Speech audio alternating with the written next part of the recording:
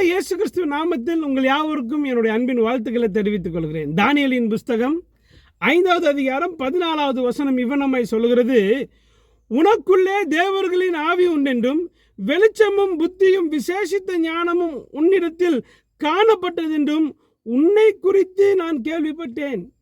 Nebuchadnezzar தானியேலை குறித்து இவ்வனமாக அவர் கேள்விப்படுகிறத நம்ம பார்க்க முடிகிறது. எனக்கு பிரியமான தேவனுடைய பிள்ளைகளை, உங்களை குறித்து உலகம் எப்படிங்க கேள்விப்பட்டிருக்கு? இவர் ரொம்ப நல்லவர், இவர் எப்போதுமே உதவி செய்கிற குணமுடையவர், இவர் ஒரு நாள் வீட்டில் சண்டை போட மாட்டார், இவர் ஒரு நாள் வீட்டில் மனைவிகளோடு பிள்ளைகளோடு குடும்பத்தினரோடு கத்தி எல்லாம் பேச மாட்டார், இவர் அமைதியாக இருப்பார், இவர் நன்மை செய்கிறதுக்கு தான் அதிகமாக நிற்பார், என்றைக்குமே உண்மை பக்கம் தான் நிற்பார். உலகம் எப்படிங்க உங்களை என்னையும் குறித்து பார்க்குது? இது ரொம்ப முக்கியமான ஒரு காரியமாக இருக்குது. பாருங்கள், நிறைய நேரம் உலகத்தாருடைய காரியங்களை நாமும் அநேக நேரம் செய்து விடுகிறோம்.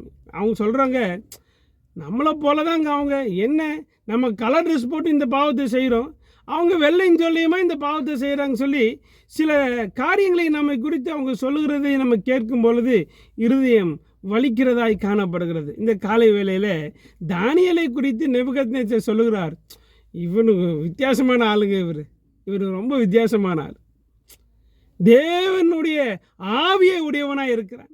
நீங்களும் நானும் எப்படிப்பட்டவங்க?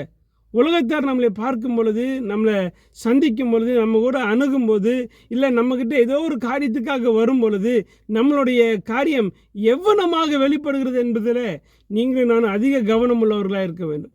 அப்படி நம்மை அதிகமாய் கர்த்தருக்குள்ளாய் வைத்து கொண்டோம் என்று சொன்னால் நிச்சயம் தேவன் நம்ம மூலியமாய் மகிமைப்படுவார். God bless you.